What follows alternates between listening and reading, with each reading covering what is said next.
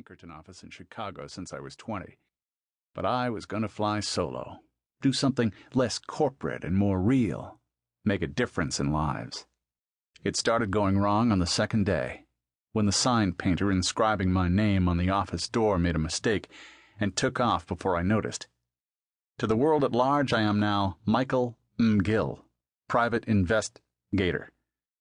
It's always the first line of a consultation. No, it's McGill. Some asshole scraped the I out of investigator with their keys 6 months ago. I simply can't be bothered to fix that one. For all the work I get, I may as well be an investigator. Every 2 days, I actually go down to the payphone in the corner to call my own phone and leave a message on the answering machine to make sure it's all still working. I don't have a secretary. Sometimes I flip on a phone voice changer I got for $5 on eBay and pretend to be my own secretary. It is very sad. I blew stale-tasting cigarette smoke at the window glass, looked down at people moving around the street, and debated what to do. I was fairly sure it was Saturday, so I didn't need to be there pretending I had a career. On the downside, I didn't have anywhere else to go. I could have coaxed my old laptop into life and gone on the web to read about someone else's life, but I feared my email.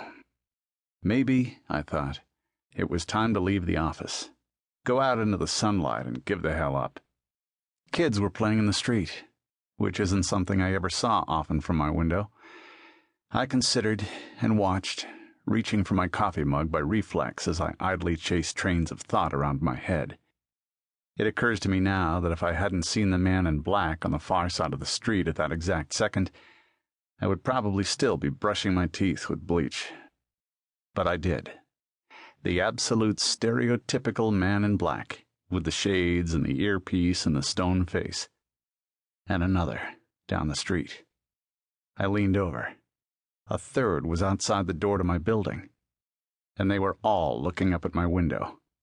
Well, you always knew this could happen, I told myself, because there was no one else around to give me a hard time. A black car pulled up under my window. My office is 5 stories up. Takes me 6 minutes in my shattered condition to ascend the stairs to my door. Call it 3 for someone in basic human condition. I had exactly that long to get dressed and think of something clever. But I wasted another terrified 30 seconds watching the car disgorge 3 more people who headed directly into my building.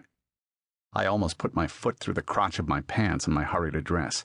No idea who they were or what they wanted, but a very basic sense of self-preservation said, "Mike, you need to be running in the general direction of away now." 3 buttons of the shirt done up. Fuck the other 3. Stuff the tie in the pocket, pull on the jacket, practically break your fucking ankle getting the shoes on.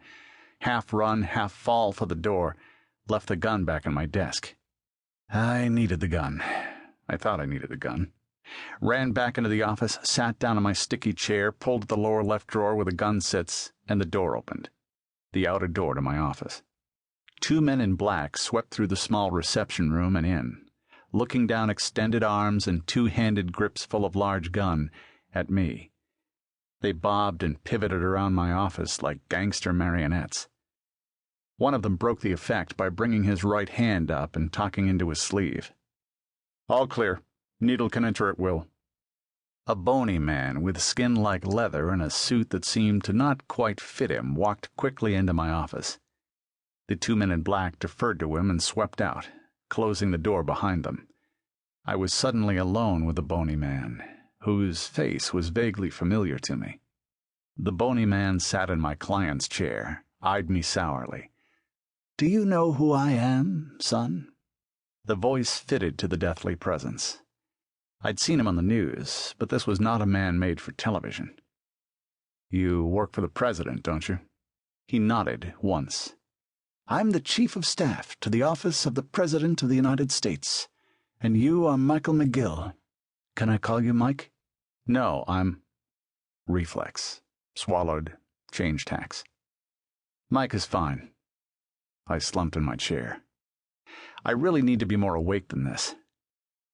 The square inch of my brain that was working properly blitzed through possibilities. It's a gag. No, that's the guy. Why is the chief of staff alone in a room with a man whom they must know has a gun in the drawer?